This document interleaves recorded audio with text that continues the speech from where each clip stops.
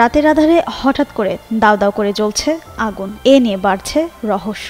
মুক্তিযোদ্ধাদের জন্য সংরক্ষিত কবরস্থানে আগুন আসলো কোথা থেকে? এ নিয়ে আসছে প্রশ্ন। এই ঘটনায় এলাকা জুড়ে দেখা দিয়েছে তীব্র প্রতিক্রিয়া।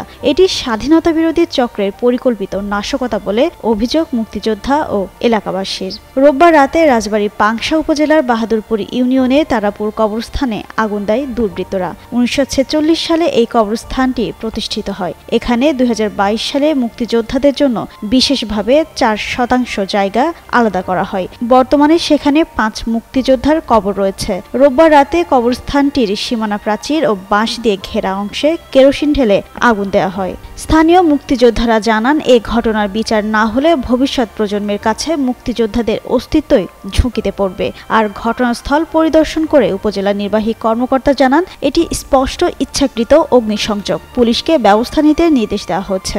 এদিকে মুক্তিযোদ্ধাদের কবরস্থান লক্ষ্য করে এমন নাশকতায় এলাকায় আতঙ্ক ও ক্ষোভ ছড়িয়ে পড়েছে। স্থানীয়রা দ্রুত তদন্ত ও দোষীদের গ্রেপ্তারের দাবি জানিয়েছেন।